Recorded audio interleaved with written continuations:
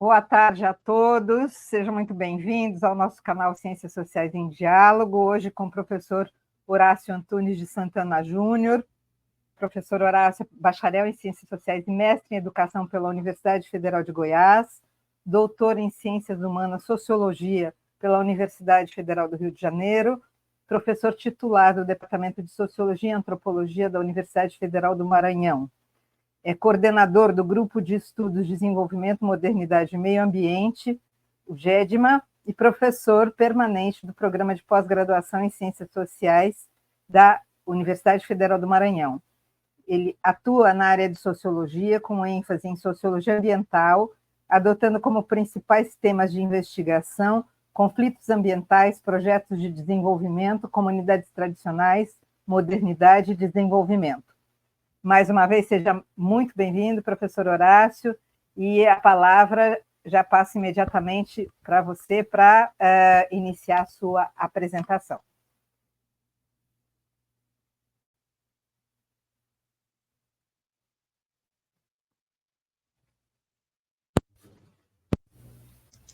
Muito obrigado, Renata. Desculpa, estava com o microfone fechado. Obrigado pelo convite, por estar aqui com vocês nessa tarde.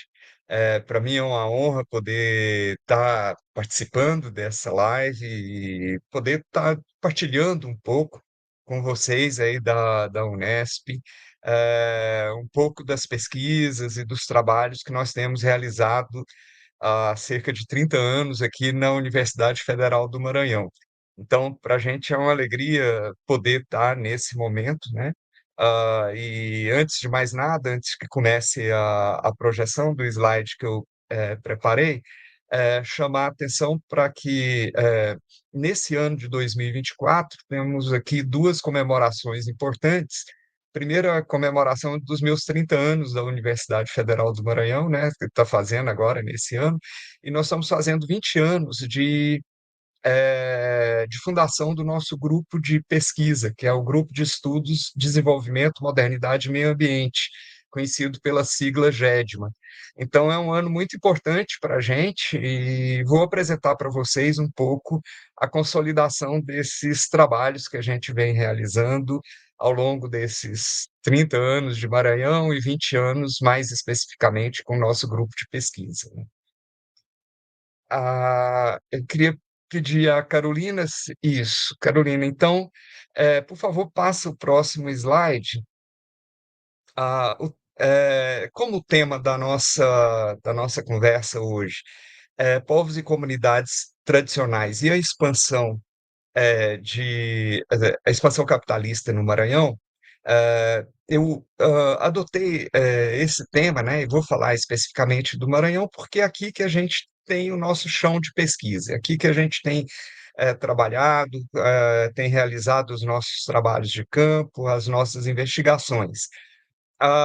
Mas antes de entrar nessas investigações propriamente ditas, eu gostaria de destacar o que nós estamos entendendo como povos e comunidades tradicionais, né? E como que a gente opera, né, com essa categoria. Então, segundo uma definição legal que está no Decreto 6.040 de 2007 do Governo Federal, o Governo Federal define povos e comunidades tradicionais como sendo grupos culturalmente diferenciados e que se reconhecem como tais, que possuem formas próprias de organização social, que ocupam e usam territórios e recursos naturais como condição para sua reprodução cultural, social, religiosa, ancestral e econômica, utilizando conhecimentos, inovações e práticas gerados e transmitidos pela tradição. Esse tema aqui no Maranhão tem uma importância muito grande, e eu vou pedir para a Carolina passar o próximo slide, e a gente vai conseguir perceber isso a partir de algo que pode até parecer um pouco inusitado à primeira vista, mas a partir desse mapa aqui, que é um mapa dos tipos de vegetação do Maranhão. Por que eu trago esse mapa logo no começo da nossa conversa e por que eu vou associar ele a povos e comunidades tradicionais? Primeiro, porque o Maranhão eu consigo entender esse estado, e aí só uma advertência para as pessoas que não me conhecem, né? Apesar de trabalhar há 30 anos na Universidade Federal do Maranhão, eu não sou daqui, eu venho de Goiás, mas adotei essa terra e aqui no Maranhão eu tenho realizado os meus trabalhos de pesquisa, de investigação, e com uma paixão muito grande por essa terra, né? Então, e por isso eu vou falar um pouco dela. E uma coisa que me chama muita atenção, desde que eu cheguei aqui, é que o Maranhão, para mim, ele é uma espécie de resumo dos grandes biomas, dos tipos de vegetação do Brasil, mas é um resumo também das culturas brasileiras. E logo eu vou chegar nesse segundo aspecto que eu estava dizendo. Nesse mapa aqui, a gente pode perceber que a gente tem no Maranhão uma faixa muito grande, essa que está em amarelo mais claro, que é uma faixa de cerrado. Nós temos uma faixa que está em verde, que é de floresta equatorial, na verdade, floresta amazônica, né? Então, nós temos aqui também floresta amazônica, nós temos cerrado. A gente tem os manguezais, que está naquele verde, naquele tom, lá na área do litoral, acima, né? Que é uma faixa muito expressiva de manguezal, né? De manguezais muito altos, muito significativos, uma faixa de restinga, no que está colocado aqui como floresta de transição, mata de transição, quando a gente está mais próximo do Piauí, que é mais ao leste do Maranhão, a gente vai encontrar áreas de caatinga, né? No sul do Maranhão, no Cerrado Maranhense, a gente encontra áreas de pastos naturais, que a gente poderia dizer que é uma espécie de pampa maranhense, e ao sul da área de manguezais, a gente tem uma área, uma vegetação de campos, que são campos alagados, e que eu chamo de um Pantanal maranhense. Então, por que que eu estou destacando isso? Para dizer que aqui no Maranhão, que é um estado de transição entre o Nordeste e o Norte, nós encontramos uma espécie de resumo dos biomas que a gente tem no nosso país, né? A gente vai ter, além de ter também no Maranhão algo que não tem muito presente ainda, pelo menos no resto do país, que é um grande deserto, os conhecidos lençóis maranhenses, né? Então, a gente tem uma diversidade muito significativa no estado, que é um estado de transição entre o Nordeste e o Norte do país. Essa transição é uma transição com características tanto biológicas, tanto dos biomas, geológica também tem esse aspecto, mas é também uma transição cultural entre o Norte e o Nordeste, né, com um sotaque próprio do Maranhão, um pouco diferenciado do restante ou sotaques, porque a gente vai ter sotaques regionais aqui dentro do estado também, uh, mas com algumas aproximações com o Pará, e muitos elementos da cultura nordestina e da cultura nortista presentes aqui.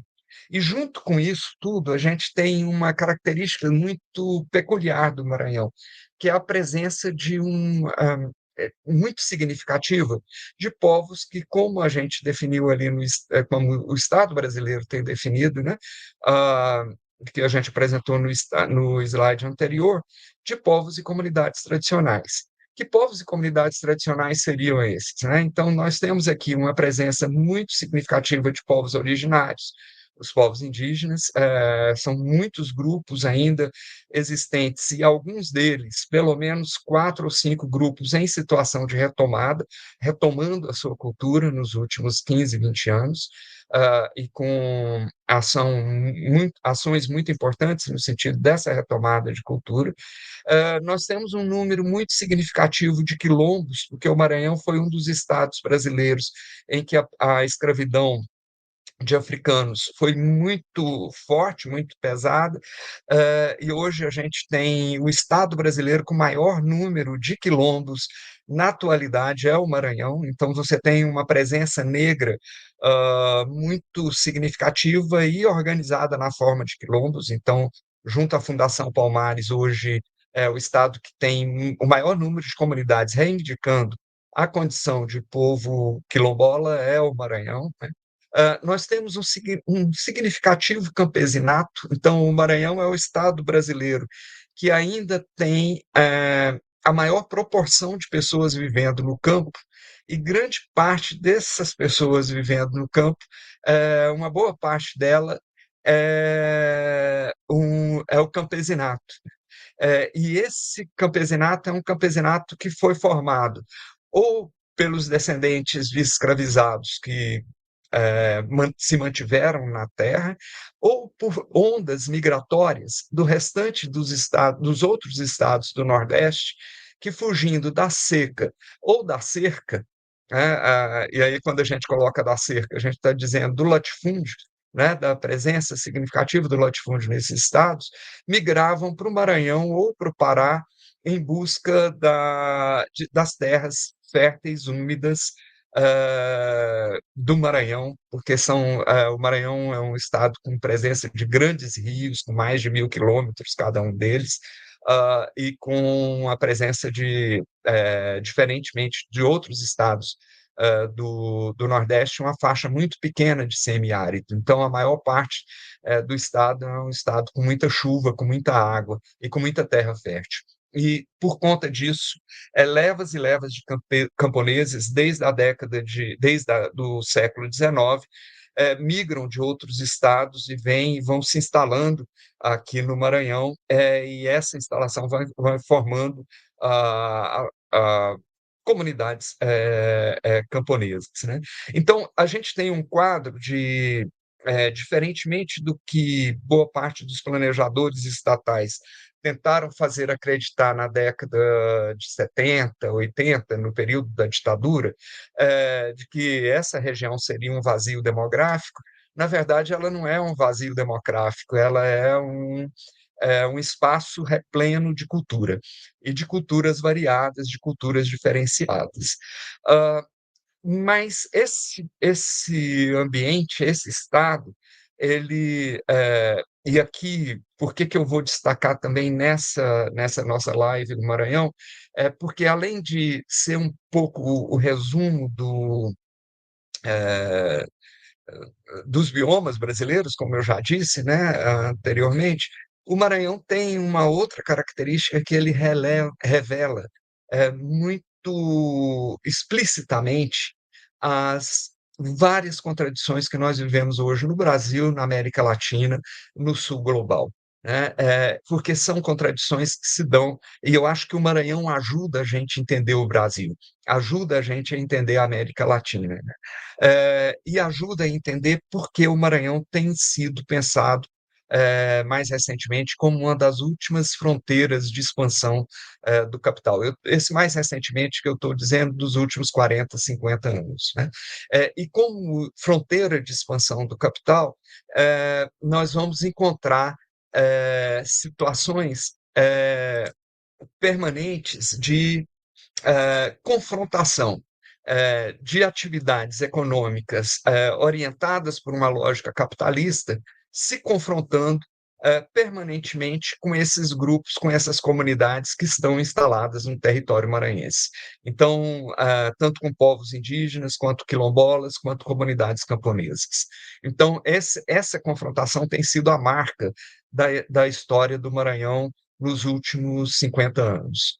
E ela tem sido muito dramaticamente revelada pelos cadernos de conflito no campo, que a Comissão Pastoral da Terra, a CPT, divulga todo ano, nos quais, a cada ano, o Maranhão desponta, ao lado do Pará, como os estados brasileiros com maior número de conflitos no campo, quando não é o Maranhão, é o Pará, isso revezando de ano para ano, com os maiores quantidade de assassinatos ou ameaças de trabalhadores do campo. Então, isso revela a dramaticidade desse processo da expansão capitalista e do confronto que acontece com essas comunidades aqui presentes. Né? Além dessas comunidades que eu já citei, a gente já falei de comunidades quilombolas, camponesas, indígenas, mas nós temos uma presença significativa também, aí numa transição entre camponeses também, né, do que é camponeses, de ribeirinhos, né, no estado com grandes rios e com uma presença muito significativa de rios, de pescadores tradicionais, muito significativa a presença também de povos ciganos, aqui no estado também há essa presença, então a gente tem uma presença forte desses povos tradicionais. Agora, para povos e comunidades tradicionais, mas para pensar isso, eu acho que é necessário a gente fazer uma volta ao tempo rapidinha para pensar como é que esses povos e comunidades tradicionais vêm sendo confrontados nos seus modos de vida, nos seus territórios, vêm sendo ameaçados de perdas territoriais, de perdas das suas formas de organização social e das suas formas de organização da vida mesmo, né? E aí eu peço que passe o próximo slide, então, e a gente volta, então, vamos fazer uma volta no tempo para os anos 80, né, na década de 1980, especificamente para o ano de 1980, quando foi criado o Programa Grande Carajás. O Programa Grande Carajás foi, à época, foi um programa criado pelo governo federal, era um programa interministerial, criado pelo governo do presidente João Batista Figueiredo, e era um programa que abrangia uma área de 900 mil quilômetros quadrados, pegando territórios do estado do Pará, do Tocantins, que à época ainda era o norte do estado de Goiás, e do Maranhão, uma parte significativa do Maranhão. Esse programa Grande Carajás,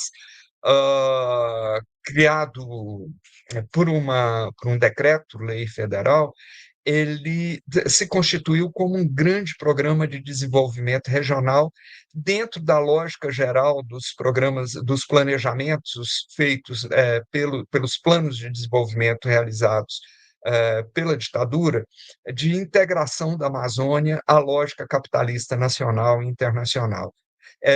E ele tinha um motivo, um orientador básico, com consequências muito imediatas aqui para o Maranhão, que era o fato de que, desde a década de 1960, no sudeste do estado do Pará, tinham sido descobertas grandes jazidas de minério de ferro, as maiores jazidas de minérios de ferro já até então descobertas no mundo, e um minério de ferro de altíssima qualidade.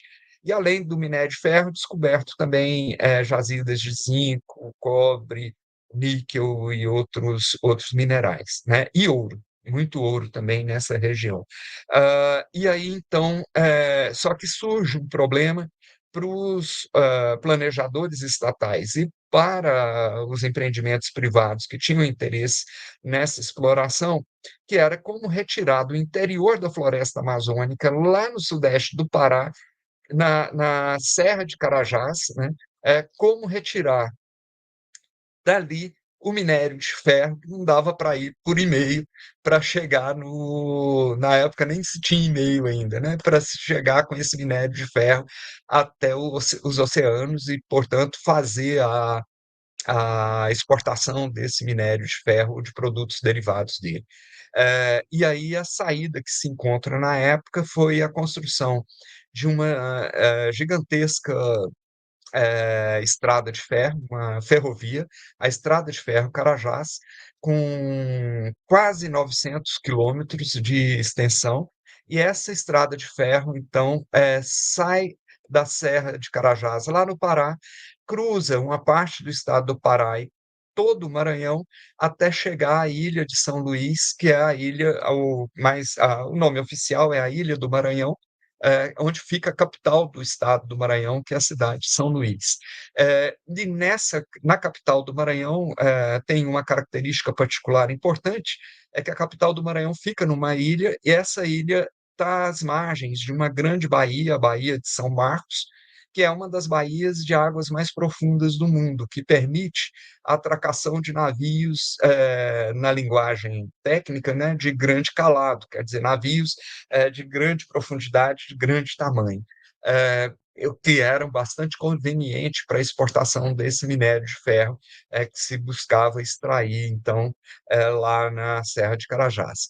A partir desse eixo, então, se constitui então um sistema mina-ferrovia-porto.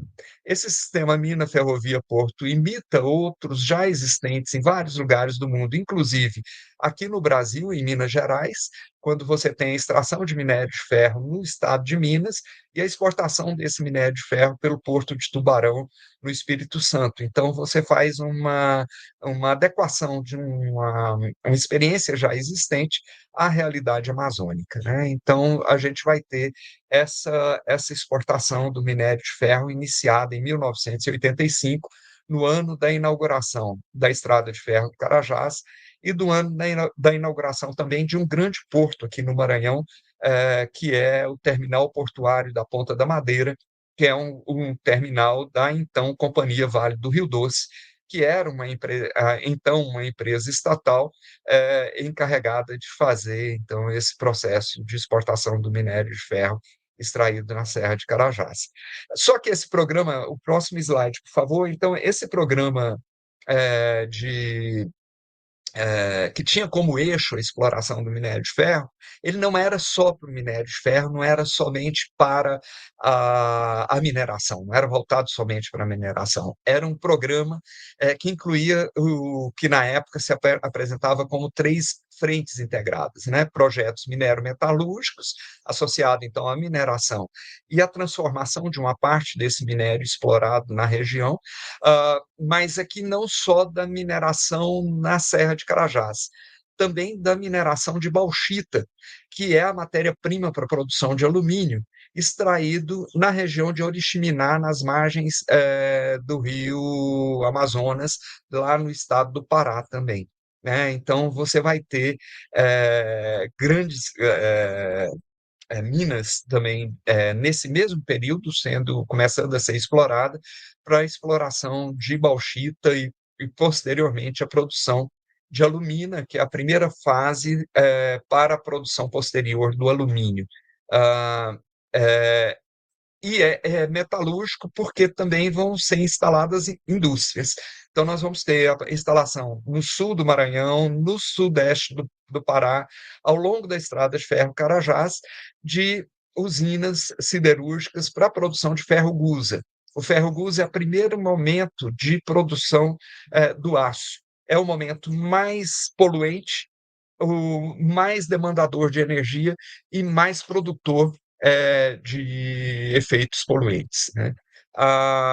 E também para a produção do minério, do alumínio, esse alumínio sendo produzido ou em Barcarena, no Pará, ou aqui em São Luís, na ilha da qual eu estou falando, onde tem a maior fábrica de produção de alumina e alumínio do mundo, está aqui para a transformação daquele alumínio daquela bauxita que é extraída na região de Oriximiná, no Pará, e trazida em navios até aqui São Luís, onde ela é então transformada em alumínio. Né? Além disso, nós temos os projetos agropecuários e florestais, então, que é um projeto também de uma grande expansão da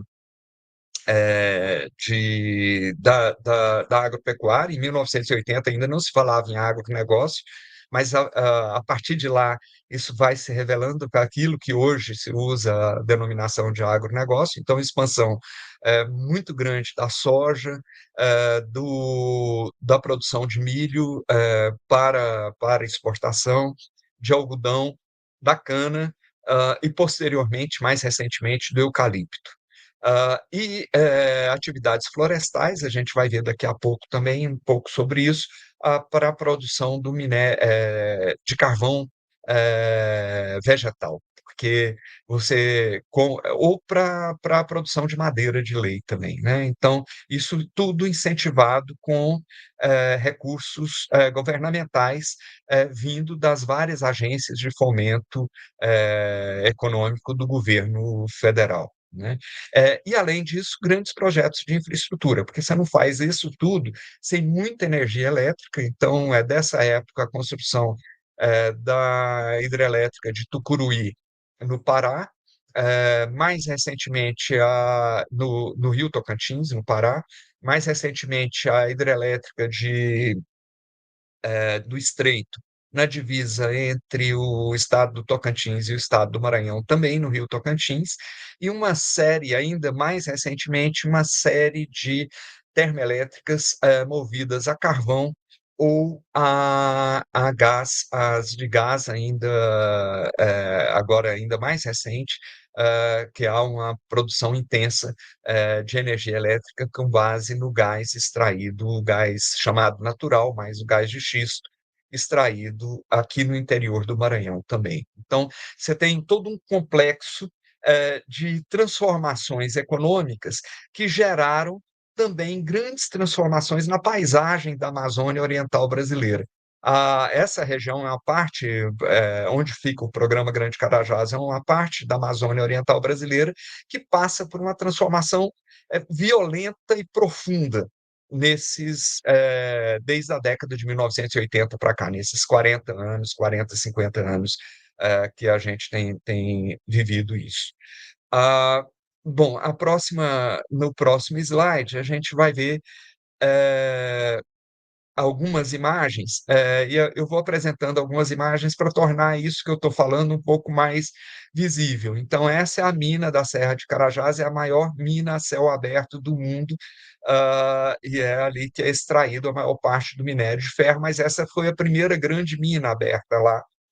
Dessa mina se extrai hoje cerca de 90 milhões de toneladas de minério de ferro por ano. Quando essas jazidas foram descobertas, se calculava que levaria 500 anos para a exploração do minério de ferro existente ali.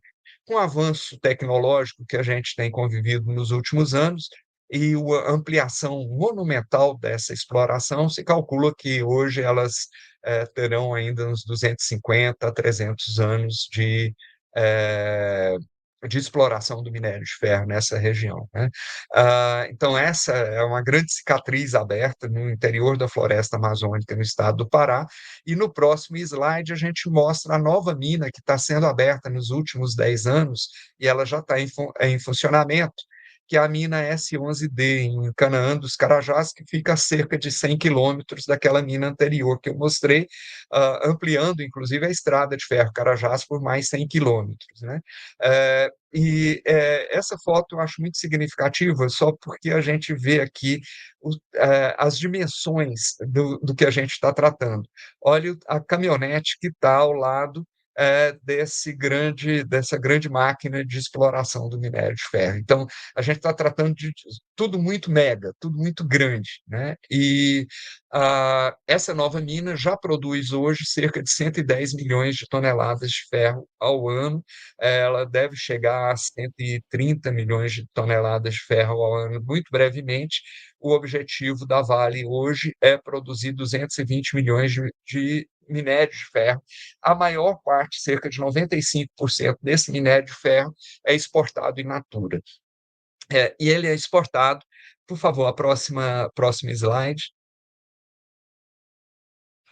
pela estrada de ferro Carajás, que eu já tinha dito, e para ampliar essa exportação, essa produção, saindo de 90 milhões de toneladas de minério de ferro para 220, foi necessário fazer, então, a duplicação da estrada de ferro e a duplicação do terminal portuário da Ponta da Madeira, que fica aqui em São Luís, tudo isso com implicações muito fortes para a natureza e para as comunidades que estão ao redor. Nessa estrada de ferro, eu até recomendo, se alguém quiser entender um pouco melhor todo esse processo, tem um documentário realizado pelo professor Murilo Santos, que é um professor aqui da Universidade Federal do Maranhão, e um dos grandes cineastas brasileiros, um dos grandes documentaristas brasileiros hoje, um documentário que chama A Peleja do Povo contra o Dragão de Ferro. Esse é um documentário de cerca de 1 hora e 10 minutos, vale a pena ver, e ele vai ilustrar muito melhor muito do que eu estou dizendo aqui, porque as imagens são muito fortes. E uma imagem muito forte que tem nesse documentário é o trem passando ao lado de uma escola, e toda vez que o trem passa, a professora tem que se silenciar porque o barulho do trem é um barulho que parece de filme de terror, de grades e correntes se arrastando, né? E quando o trem passa, ninguém escuta o que a professora fala em sala de aula. E o trem passa ao lado da sala de aula, né? Da escola. Ah, e não é um trem que passa por dia, é de 12 a 18 trens que passam durante o dia, nos dois sentidos. Então, para poder fazer essa exportação toda, né, e junto às comunidades, a cada vez que o trem passa, é como se fosse um pequeno tremor de terra. Então, muitas situações de rachadura de casas que já estavam ali antes da escola, da estrada de ferro ou da sua duplicação, e muitas situações de mortes de animais e mortes de pessoas nos trilhos do trem. Então, esse é um quadro, ou também algo que agora está mais controlado nos últimos anos, depois de muita denúncia das organizações da sociedade civil, mas que era o fenômeno chamado de meninos do trem, que eram crianças de comunidades rurais do interior que aproveitavam o trem estar parado na sua comunidade, entravam para dentro dos vagões e vinham para parar em São Luís, em alguns casos, inclusive com mortes de crianças nesse trajeto, né? Então, elas subiam no vagão e vinham junto com o minério de ferro, né? Então, situações assim muito graves nesse processo todo.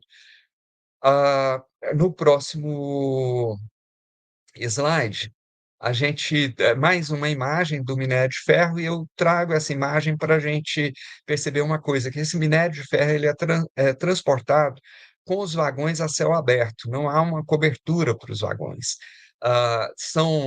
Esses vagões, esses trens hoje, eles têm cerca de 4 quilômetros de distância, precisam de 3 locomotivas para locomover, são mais de 350 vagões em cada trem desses, né? E eles vêm a céu aberto poluindo durante todo o trajeto, porque esse trem vem trepidando e espalha, né? A gente pode olhar aqui que a vegetação em torno da ferrovia ela é toda meio avermelhada por causa do o minério de ferro, ele solta, ele produz ferrugem, né, quando em contato com o oxigênio. E ao fundo dessa imagem nós temos o eucalipto. Guardem essa imagem do eucalipto que eu vou voltar nela ah, daqui a pouco, né? Seguindo então para agora eu vou passar mais rapidamente as imagens. A próxima, por favor. Aqui é uma imagem de São Luís, só para mostrar aquilo que eu já tinha dito antes. São Luís é uma ilha e tem sido pensado pelos planejadores estatais e privados como uma cidade portuária.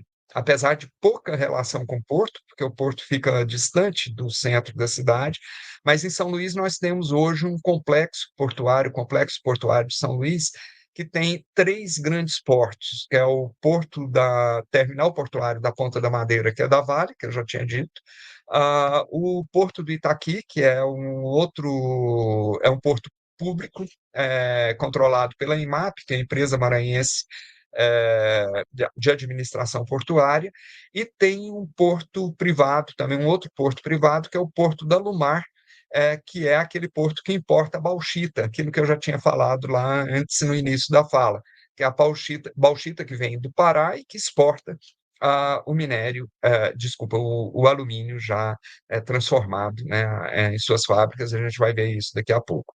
Por favor, a próxima slide.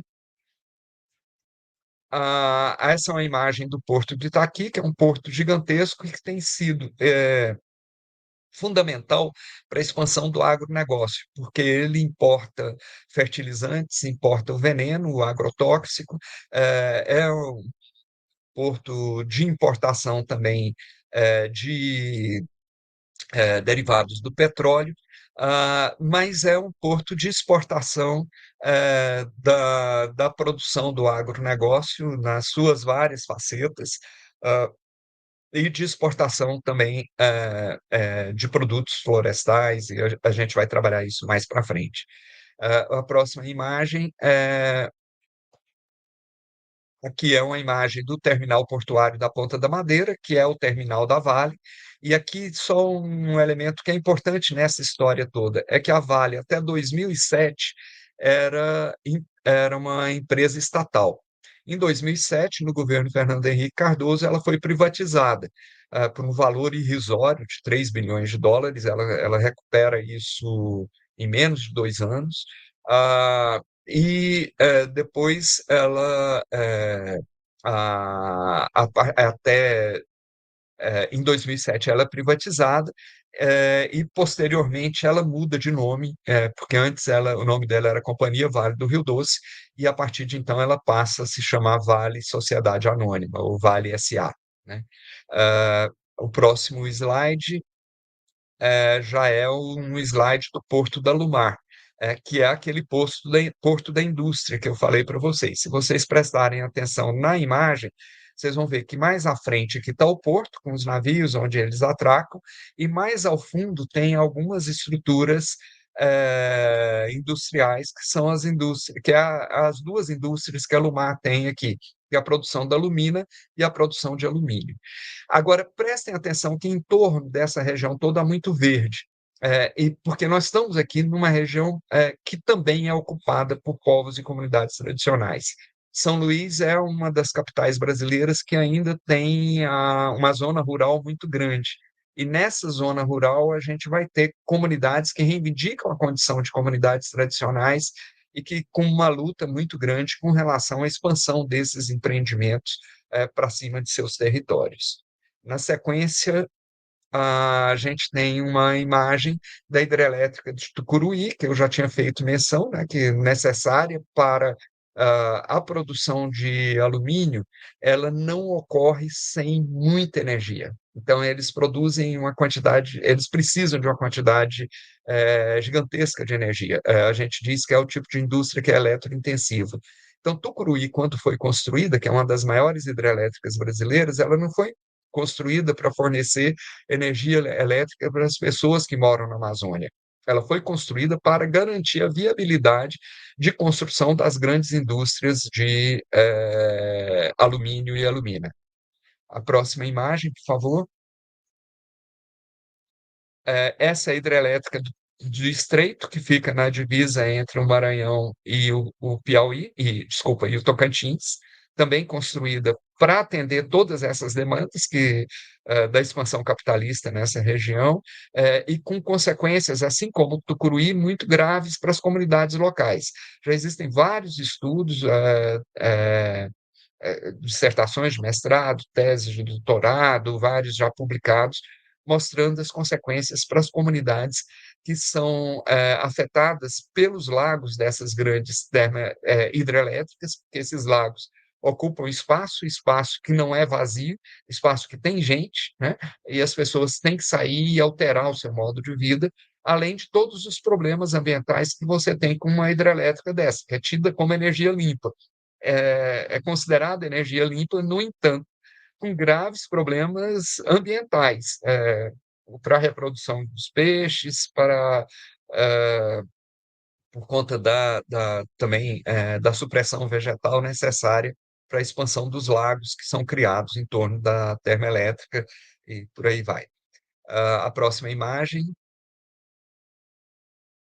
Essa é uma imagem das indústrias, mais aproximada das indústrias eh, de alumínio aqui em São Luís, né? Eu estou chamando das indústrias porque são duas de propriedade da Lumar. Lumar significa Alumínios do Maranhão.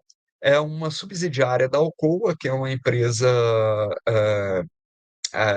de origem norte-americana. Como eu já disse, é a maior planta mundial de produção de alumínio, e ela produz em duas etapas. Ela produz primeiro a alumina, é quando a bauxita é transformada num pó. Esse pó é alumínio. Depois, com um uso intensivo de energia elétrica, esse pó vai ser condensado nas placas de alumínio, né? Isso é feito aqui, sendo que a fase mais contaminante, a fase mais poluente, é a da produção da alumina. A Alumar, aqui em São Luís, ela ficou por mais de 10 anos, depois da crise de 2008, sem produzir alumínio. Ela estava produzindo só alumina e exportando a alumina para ser transformada em alumínio em outros lugares. Agora, a partir de 2020, é que ela volta a produzir, né, de 22, desculpa, é que ela voltou a produzir alumínio. A próxima imagem, por favor. Para a produção da alumina, você tem que usar uma quantidade enorme de soda cáustica. A soda cáustica é a que faz a lavagem da bauxita, transformando a bauxita em alumínio, né? A alumina, né? Permitindo que ela seja transformada em alumina a partir de uma série de operações industriais, que não dá tempo da gente detalhar. Só que essa soda cáustica que é produzida ali, ela é um rejeito que não é absorvido pela natureza, e então eles vão se criando bacias de resíduos ou bacias de rejeito. E aí, ao lado dessa indústria, muito próximas de comunidades rurais que são produtoras de alimentos, nós temos então as bacias de rejeito com soda cáustica. Essas bacias, quando eu comecei a pesquisar, eram 5, hoje elas já são 13. Elas vão se expandindo pelo território, elas são feitas a partir de uma base de PVC. Se fazem escavações na terra, se constrói uma base de PVC e ali vão se jogando os rejeitos. O PVC tem tempo de duração. O PVC que ele tem uma vida útil, né?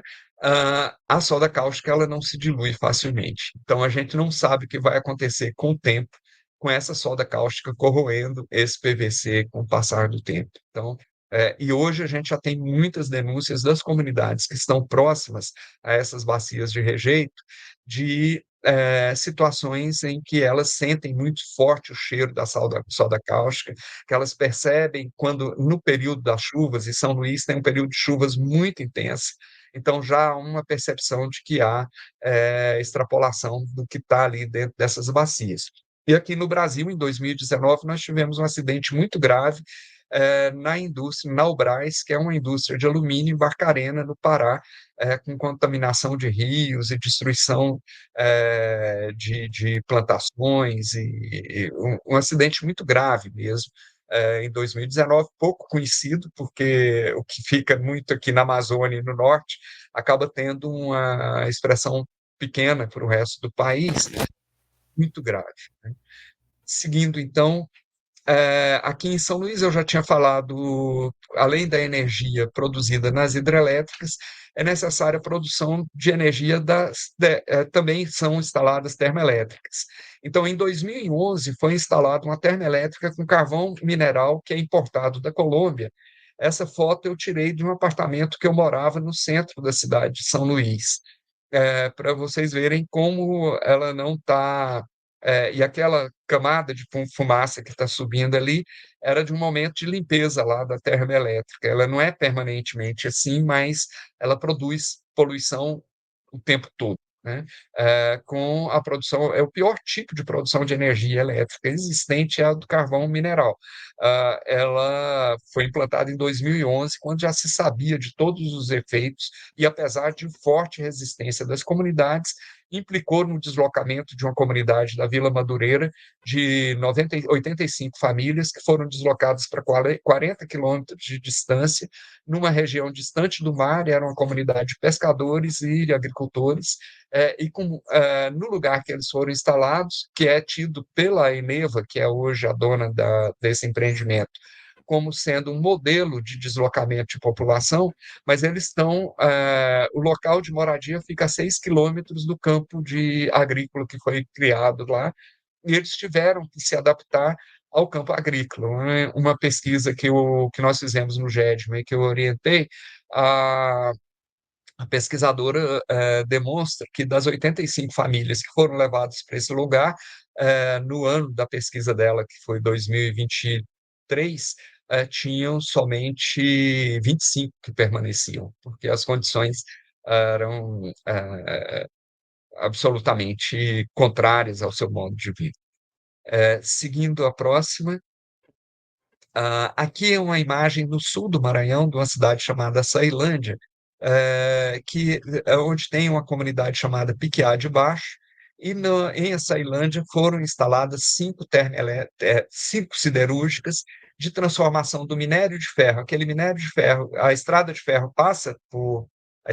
Carajás passa por Açailândia, e ali então é transformado o minério de ferro em ferro gusa. É a pior parte em termos de contaminação ambiental, e de também o tipo de indústria que paga os menores salários, então de piores relações trabalhistas também, porque ela vai fazer produzir o ferro gusa que depois, posteriormente, vai ser transformado em placa de aço. Agora, não tem 5 anos, é que foi instalada uma indústria de placa de aço lá em Açailândia também. Mas até 5 anos atrás, eles só produziam ferro gusa, que era exportado também pelo porto, terminal portuário da Ponta da Madeira.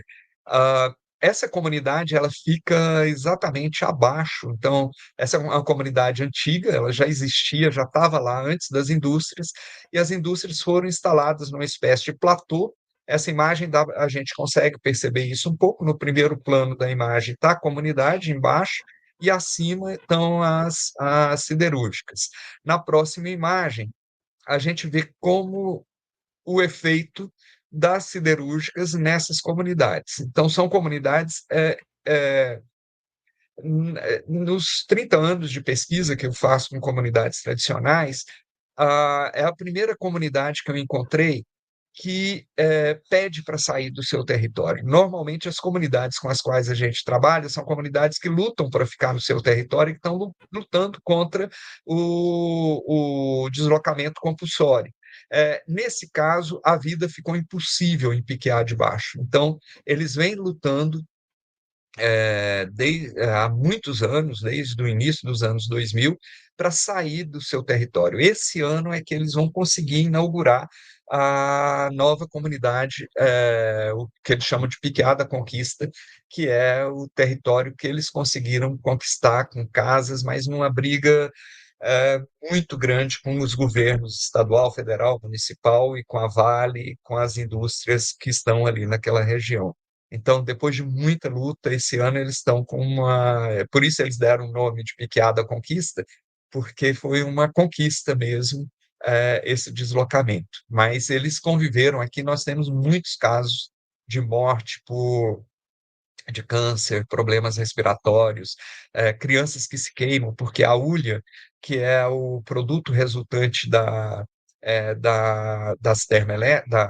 desculpa, da usina siderúrgica, era deixada a céu aberto e às vezes as pessoas, cavalos ou crianças ou pessoas iam, não percebem, porque a hulha, quando você olha por fora, ela parece que está fria, mas quando você rompe aquela crosta inicial, você mergulha no mar de larvas, né? Então, teve muito caso de morte ou acidente muito grave com crianças ali naquela região. Isso tudo está naquele filme que eu recomendei. Se vocês puderem ver esse filme, né, A Peleja do Povo contra o Dragão de Ferro, ele mostra muito, ilustra muito melhor do que eu posso fazer aqui agora, essas situações todas. Ah, Podemos seguir então para o próximo slide. E esse slide aqui traz para a gente um elemento que é importantíssimo, que é o seguinte: a produção do ferro gusa, ela exige para cada tonelada de minério de ferro 1 tonelada de carvão. Como no Brasil a produção de carvão mineral é muito pequena e essas siderúrgicas foram instaladas em plena floresta amazônica, a opção que foi feita lá nos anos 80, quando elas começaram a ser instaladas, foi a opção pelo carvão vegetal. Carvão vegetal significa extração da floresta para a produção desse carvão. Isso cria uma situação no Maranhão. Lembra do primeiro slide, o segundo slide que eu apresentei, quando eu mostro o mapa do Maranhão e mostro uma vasta região que estava em verde, que era uma região de floresta amazônica? Ali naquela região, o que existe de floresta amazônica hoje é somente terra indígena e unidades de conservação. O restante já foi todo devastado, a floresta amazônica já está praticamente extinta no estado do Maranhão, e um dos grandes responsáveis é a produção de carvão vegetal para atender as indústrias de ferro gusa, ou então para a produção de madeira de lei. Então, esse é um quadro, e isso é muito funcional também para a expansão do agronegócio, porque à medida que você faz esse desmatamento, você vai abrindo espaços ou para a pecuária bovina de extensiva, ou para a soja, e mais recentemente, esse movimento que havia para a Amazônia, como foram se extinguindo as áreas eh, de floresta amazônica, ele se expande para o cerrado.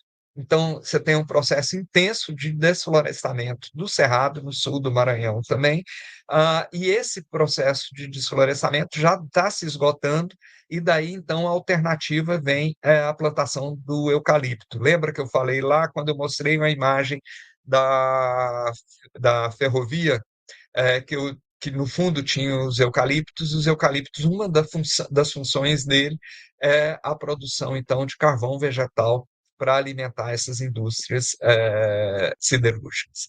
No próximo slide, a gente vai ver uma das características dessa produção de carvão vegetal é que ela se dá em condições que são extremamente arcaicas, né? E com muitos casos de trabalho escravo de mulheres, trabalho escravo infantil, e uma sobreexploração do trabalho de todas as pessoas envolvidas ali, seguindo, além das condições ambientais, né, que essa produção é feita. E como a gente estava dizendo, já essa expansão do agronegócio, que vai se dar principalmente a partir da soja, de uma soja mecanizada, com um uso muito pouco expressivo de mão de obra humana, né? Cada vez mais mecanizada, se expandindo de forma muito intensa. A próxima imagem. É, Essa foi a imagem que eu fiz de uma janela de avião passando pelo sul do Maranhão. É uma imagem muito expressiva, porque ela mostra como o agronegócio vai geometrizando a paisagem, vai transformando a paisagem, que era paisagem florestal, nessa área, que era uma área de cerrado, ela vai sendo transformada em círculos, em quadrados, em retângulos, que são as áreas, a forma mais conveniente para poder fazer a irrigação dessas áreas, né? Então, você tem uma mudança completa da paisagem, e uma paisagem cada vez mais geometrizada. Seguindo, no próximo slide, aqui tem uma plantação de eucalipto bastante significativa, e no próximo slide, ah, essa imagem mostra para a gente o que significa a plantação de eucalipto. Ela some de vista. E quando eu estou falando de eucalipto, eu não estou falando de reflorestamento. Um dos grandes enganos que se tem é pensar o eucalipto como reflorestamento. Não é reflorestamento, eucalipto é agricultura. Por que que eu afirmo isso? Porque floresta é vida, floresta exige diversidade. Quando a gente tem floresta, a gente tem uma diversidade biológica intensa. Para que eu tenha uma única espécie plantada em quantidades tão grandes como essa, eu preciso de vários elementos. No primeiro momento, eu preciso de corrigir o solo local, com o uso muito intenso de fertilizantes, e depois isso não sobrevive se não tiver uma carga muito grande de veneno.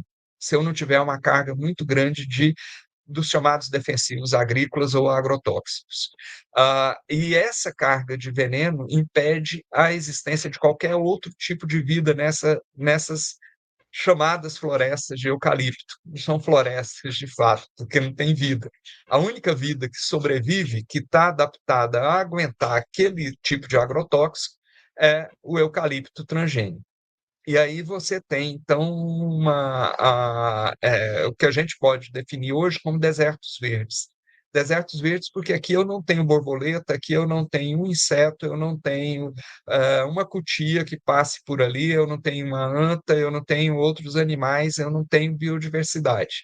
Há uma eliminação da biodiversidade. Além do que o eucalipto é extremamente consumidor de água. Então, onde você tem grandes extensões de plantação de eucalipto, há uma gradual secagem das fontes de água próximas. Então, essas grandes plantações absorvem a água existente ali, e você seca as fontes de água, que muitas vezes são necessários para os vizinhos ali, né? E aí a gente segue para o ah, próximo slide. Aqui, o eucalipto, ele além de fornecer o carvão vegetal para a indústria de ferro-gusa, ele produz também a pasta de celulose, e essa é uma indústria de celulose, uma grande indústria, uma das maiores plantas industriais do Brasil de produção de indústria, que está na cidade de Imperatriz, no sul do Maranhão. Então, também a gente tem, eu acho que eu já extrapolei muito meu tempo aqui, né? Eu vou tentar ser mais rápido aqui. O próximo slide.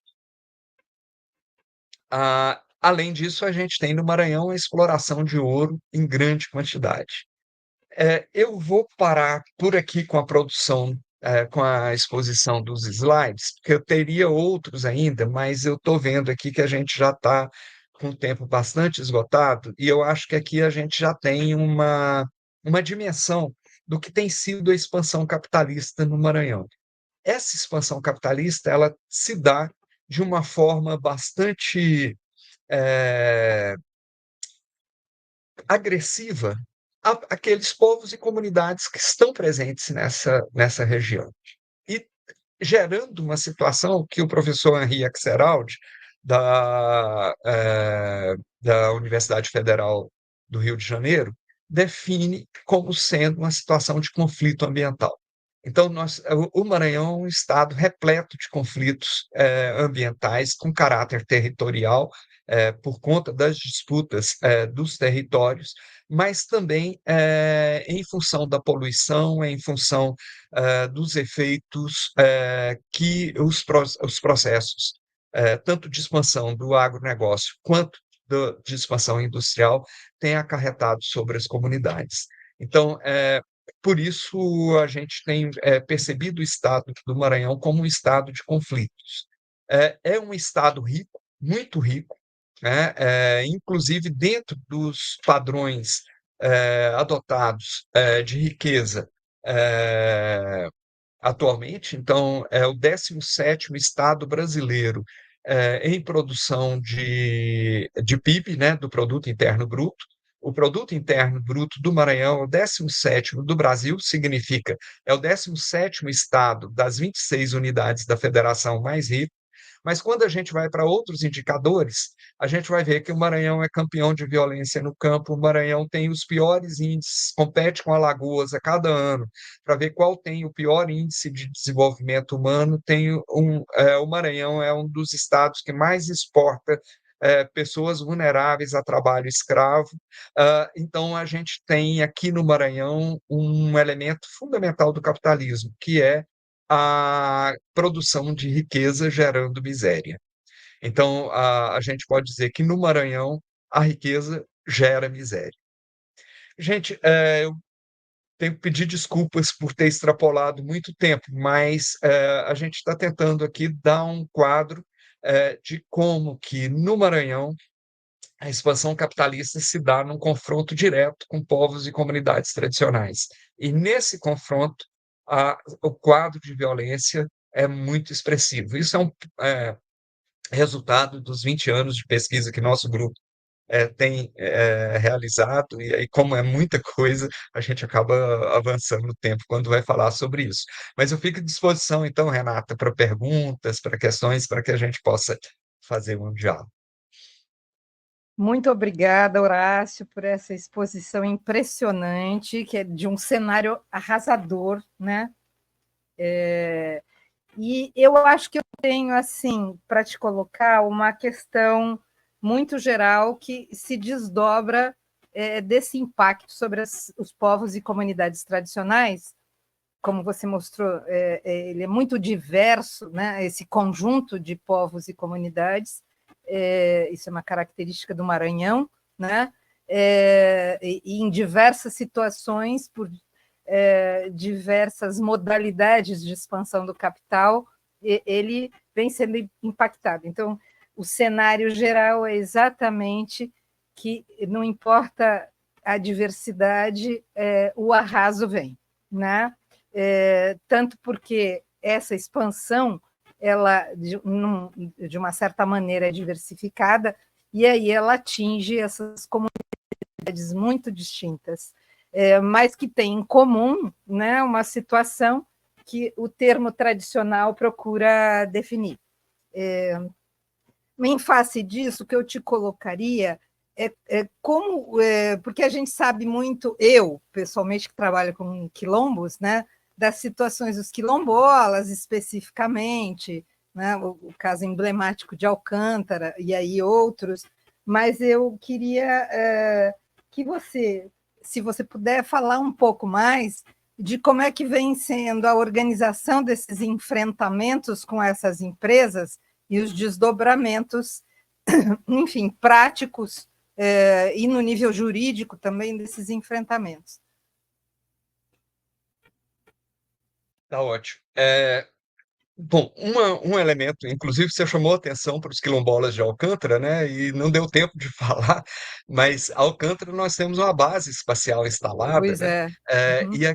e aí, inclusive, desafiando a gente nas nossas concepções de modernidade, né? Porque uma base espacial é o que há de mais moderno, né? E essa base espacial, ela provocou na sua instalação o deslocamento de 23 comunidades quilombolas para agrovilas completamente diferentes do modo de vida original. Ela desestruturou a boa parte da vida no campo em Alcântara, né? Alcântara é um dos municípios maranhenses com maior número de quilômetros, né?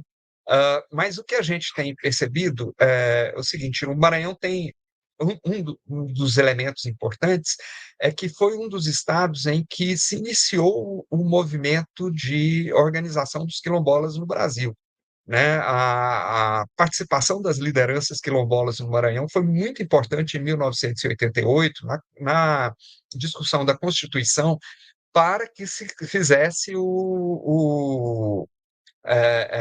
os dispositivos constitucionais relativos ao território quilombola, né? Então, por conta da organização que já vinha existindo ali. E aí nós temos movimentos importantes na cidade que, às vezes articulados, às vezes não, aos sindicatos de trabalhadores rurais, né? Dependendo de cada situação, de cada município, né? Mas também constituindo movimentos próprios, com formas próprias de organização, é, um elemento que chama muita atenção aqui no Estado, que é um protagonismo muito forte, muito significativo das mulheres. Então, isso vale tanto para o movimento quilombola quanto para o movimento indígena também aqui do Maranhão. Então, uma presença muito forte das mulheres nos movimentos, mas não só presença, assumindo a liderança desses movimentos, ocupando os lugares de fala que o movimento tem, né? Então, esse é um elemento importante. Agora, apesar das conquistas obtidas na Constituição de 1988, essas conquistas não se efetivam na prática, né? Elas têm cada vez mais sendo adiadas, né? Por quê? Porque você teve um primeiro momento de registros, né, dessas comunidades quilombolas junto à Fundação Palmares, mas a titulação dos territórios ela não acontece efetivamente.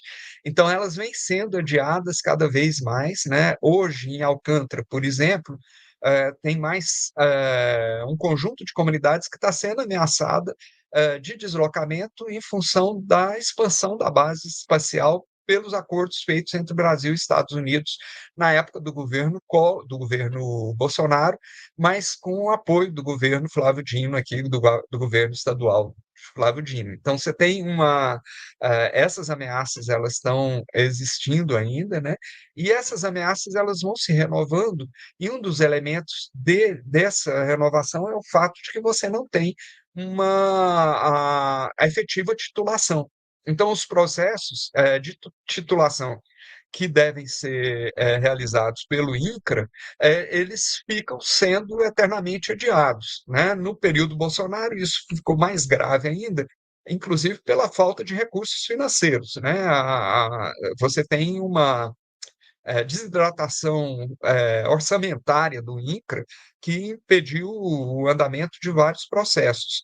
Mas não há uma retomada específica pós-governo Bolsonaro. Então, nesse governo atual, a gente ainda não tem um número significativo, não temos praticamente titulação das terras de quilombo, né?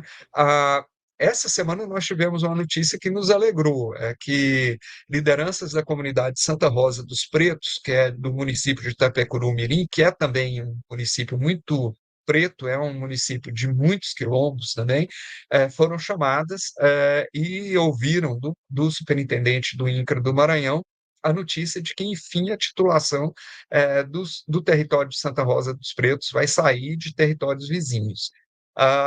Mas ainda não saiu. Então, a gente está nesse aguardo para ver se isso acontece efetivamente. Agora, tudo isso vem com uma carga muito grande de processos judiciais, de um lado e de outro, né? Tanto processos judiciais promovidos pelas organizações quilombolas, tentando garantir os seus direitos, quanto também processos judiciais feitos por fazendeiros, às vezes pelo próprio Estado, às vezes por eh, a indústrias, ou a Vale, por exemplo, aqui, que é uma grande agente econômico aqui no Maranhão. A gente tem vários processos da Vale contra comunidades quilombolas que são afetadas pela estrada de ferro e que não pretendem que essas terras quilombolas sejam ah, tituladas, porque isso Uhum. implica em ampliação de seus direitos, né, e menos fragilidade diante da empresa e seus acossamentos, né? Então, tudo isso é um elemento com o qual a gente tem convivido permanentemente aqui.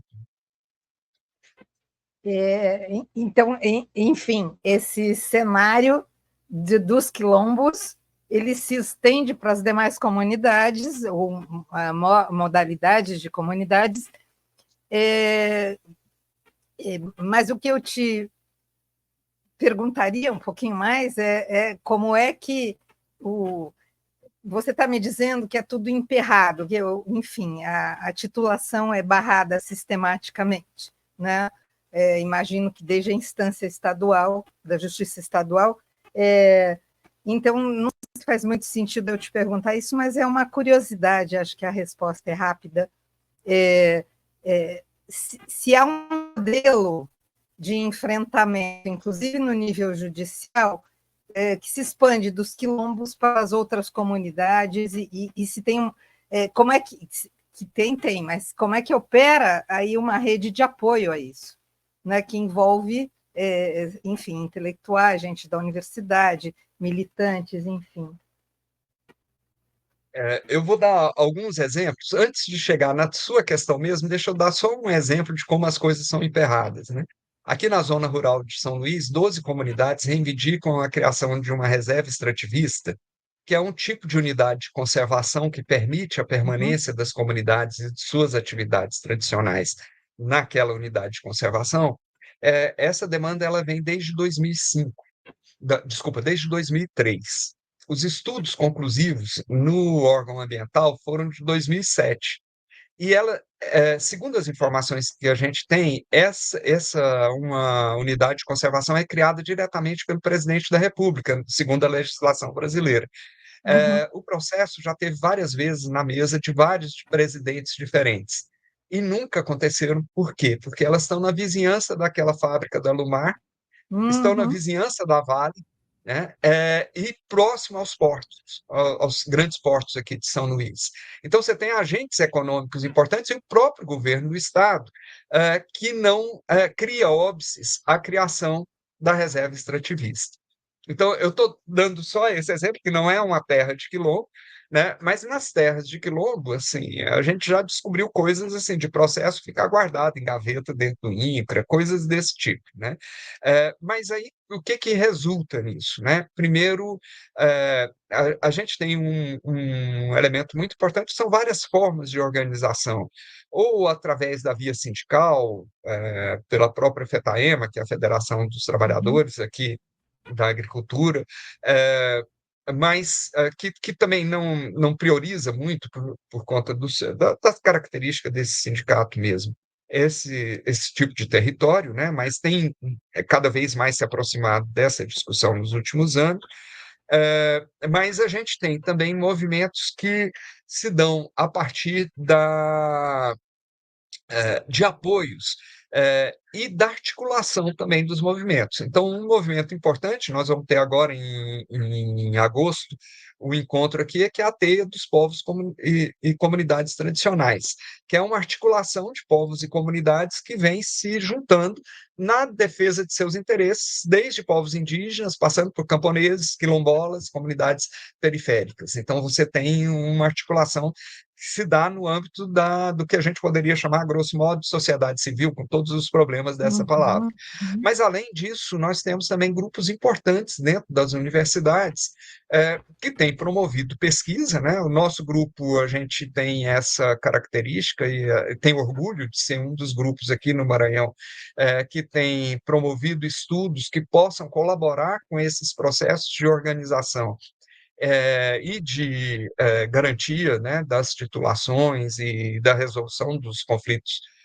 territoriais que estão envolvidos essas comunidades, mas temos muitos outros grupos de pesquisa dentro da Universidade Federal do Maranhão, na Universidade Estadual do Maranhão, com programas de pós-graduação de cartografia social também voltado para questões semelhantes. A gente vai ter o GERUR, que é um outro grupo aqui dentro da nossa universidade. Eu estou citando aqui, mas eu estou morrendo de medo de citar uhum. muito e cometer injustiça, porque são muitos grupos, né, que têm feito um papel importante nas várias áreas de conhecimento, no sentido de produzir conhecimento que fortaleçam a luta desses povos e comunidades.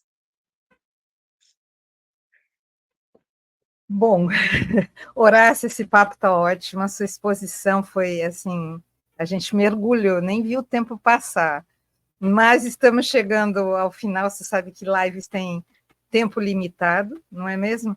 E então eu quero te agradecer enormemente essa participação e esperando que você traga mais elementos em próximas participações aqui, desdobramentos da pesquisa, enfim.